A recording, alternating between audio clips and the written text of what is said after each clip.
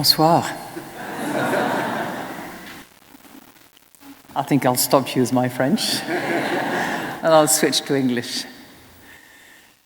Dear Minister Donoghue, my dear Pascal, dear other Finance Minister, my dear Michael, dear Commissioner, yes.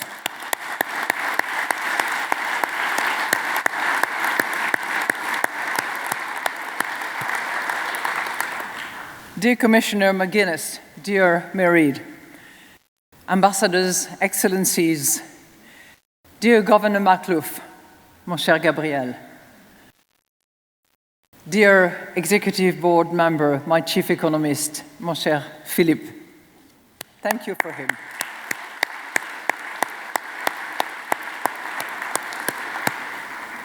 Family members of Peter Sutherland, esteemed guests, friends, thank you so much for having me tonight.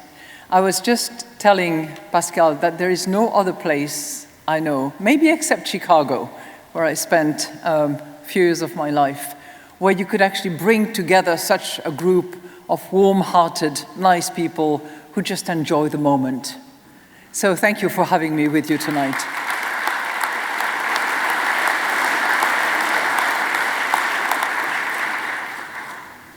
And thank you to the ECB for letting me out of Frankfurt for a day.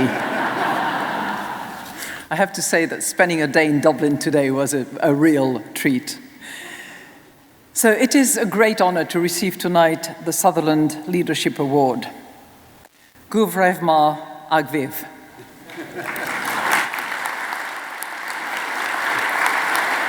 Thank you. I have a few Irish colleagues who've helped me with that one, by the way. And they're sitting in the room, so I say thank you to you. You know, there are moments in history where things that were once set in stone, that were just conventional wisdom, seem suddenly to be fragile, fluid, questioned. Norms, institutions, alliances that seemed timeless and suddenly can be transformed, will be remade. And these moments typically come once in a generation. Peter Sutherland faced such a juncture when the Cold War ended. The collapse of the Soviet Union could have started a period of global instability and turmoil. And remember, it almost did. But Peter Sutherland demonstrated skillful leadership, intelligence, great sense of humor, emotion, empathy, to leverage the defining geopolitical event of the time. As head of the General Agreement on Tariffs and Trade, he successfully led the world's largest trade negotiation. Think about it. For those of you who in your business, in your community, in whatever organization you lead, have to bring people together. He did that with 120 representatives of 120 different nations. I have a little feeling of what it's like.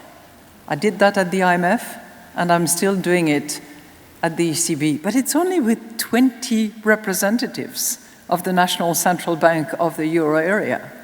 And it's not always an easy job, so I can just imagine what it was like for him to bring together 120 representatives around the table, and at a time and with an agreement that ushered in an era of unprecedented global cooperation and prosperity. Compared with Peter's era, however, the geopolitical landscape that we face today has been turned upside down. On marche sur la tête. We can see this inverted world playing out in different ways. Now, after the Cold War, the global economy was generally one of openness, integration, and predictability. Many benefited from a hegemon, the United States, that was committed to a multilateral rules-based order. And this allowed trade and investment to flourish in all corners of the world. Not everything was perfect, but trade was the engine. Compared with today, we must contend with closure, fragmentation, fear, and uncertainty. Geopolitical rivalries are spurring protectionism and disrupting global supply chain. The international institutions that Peter helped to build are facing increasing challenges and lack of financing. And one index of trade policy uncertainty now stands at more than 8 times its average value since 2021, 8 times. This landscape poses a serious challenge for Europe on 2 accounts, at least. Economically, it risks compounding existing issues that you all know about, that we know about, that we write about, and that we try to address, like sluggish productivity growth and weak competitiveness. Europe's reliance on external trade, don't forget its trade to GDP ratio is about twice that of the United States, makes us vulnerable to trade headwinds. And on the top of this, pronounced uncertainty may hold back the investment that are necessary for Europe's recovery. Strategically, not economically, strategically, this new empowerment and this new environment could also heighten our security vulnerabilities. We can no longer rely on the security arrangements that have stood in place since the Second World War. And let's not forget that if a security vacuum should arise, it may encourage opportunism, that's an understatement, by hostile actors on Europe's doorsteps or shores.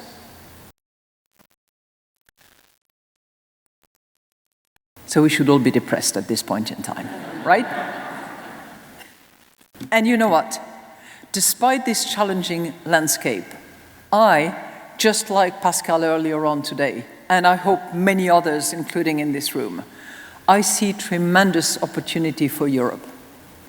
And just as in Peter's time, the structures that once seemed permanent are now becoming shaky, fluid again. And just as he did, we can harness the momentum created by geopolitical events to drive positive change. So how can we, as Europeans, rise to the moment?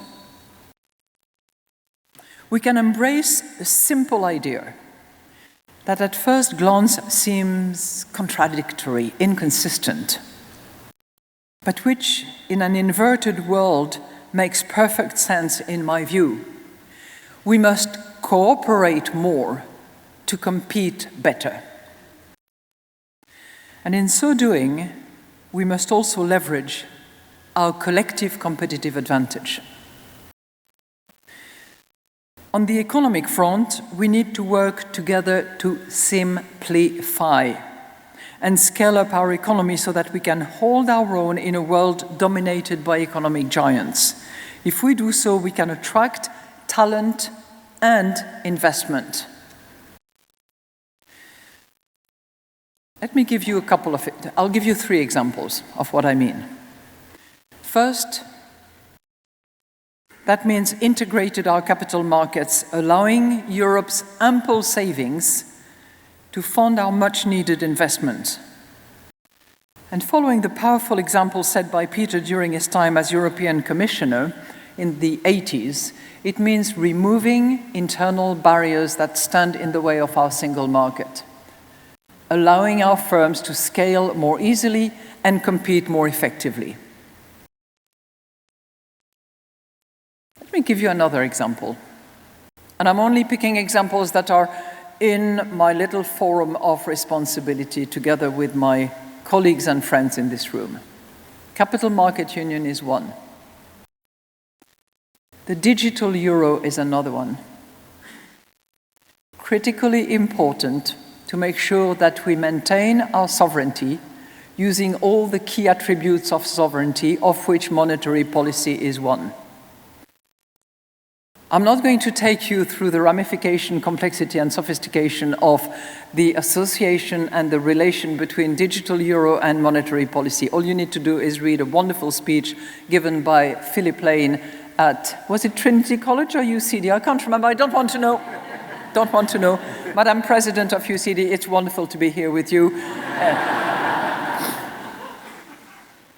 But we should understand and appreciate that pushing that project is making sure that we have a European option that is available, as opposed to all the payment infrastructures that we have at the moment, which have very little European flavor about them, and I'll say no more about it. But this is another example where we certainly can move the needle significantly. I think there is a clear momentum on those two fronts. By the way, as you all have noticed, we are not short on reports. We are very good at producing them. Marie, you know that. You've seen them. They pile up nicely in corners, they collect the dust, and sometimes we think about them. There are two reports that have been recently produced, which have to be brought back to the forefront and constantly used in order to implement, and execute on them. Those are the Letta and the Draghi reports. You have heard about them. You sort of vaguely remember what they were about. One was about the single market and how many barriers we have to move in order to leverage that single market. The other one was about competitiveness and the changes, the simplification, the harmonization that we have to bring about in order to leverage our capacities. It has been embodied into a more of an action-oriented document, which is called the Competitiveness Compass, which the European Commission has put forward as a concrete roadmap with milestones that should be urgently implemented. But we cannot stop halfway, because we are pressed for time. There is a moment that we can leverage now. And as we scale up our economy, we also need to scale up and change the way in which we conduct European business. If we want to stand tall and be heard, we have to decide things differently. At a time when major economies are adopting strategic agenda, be they tariffs, for example, to extract concessions on other strategic goals, don't ask me which those goals are, Europe cannot afford to be disjointed, to lack unity. If we cannot take decisions in the European way, then others will use that against us. And what I mean by the European way, for those who are not privy to the way in which decisions are made, it takes forever. It goes back, forth, and around. It's tripartite, trilogues, co-repair, and all the like of it. Sorry, ambassadors, I'm sure that you're familiar with what I'm talking about. But it is cumbersome, circumvoluted, time-consuming, and laborious. To stand our ground, we need to act as a single entity across several key areas. And that means that we need to structurally change how we make decisions. We know what stands in our way. A historical tradition whereby a single veto can scoop up the collective interest of 26 other countries. A single. But given the geopolitical shift at hand, I am convinced that national and European interests have never been so aligned. And in this inverted world, more qualified majority, not unanimity, more qualified majority voting would be inherently more democratic.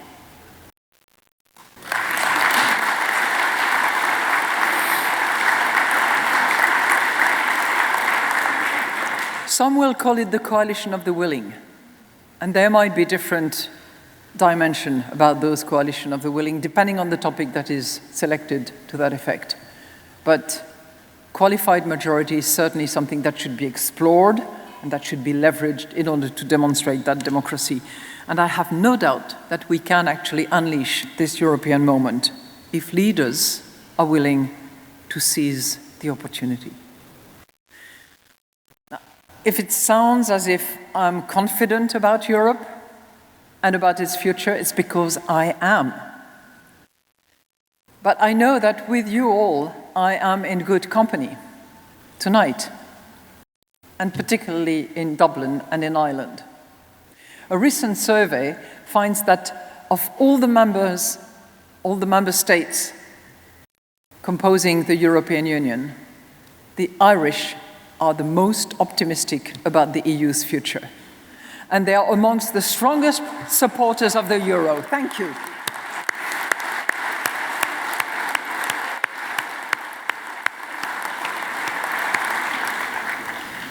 This sense of optimism is perhaps rooted in Ireland's extraordinary transformation in recent decades. And here I am reminded of the words of Oscar Wilde, who once wrote, I'm sorry, I'm not quoting Joyce, Pascal, sorry. But Oscar, dear Oscar, once wrote, "Success is a science. If you have the conditions, you get the result." Ireland put those conditions in place during the most challenging of times and reaped the rewards. So we'd better follow suit, take Ireland as our standard, and it is now incumbent on Europe to follow suit and do the same. Thank you.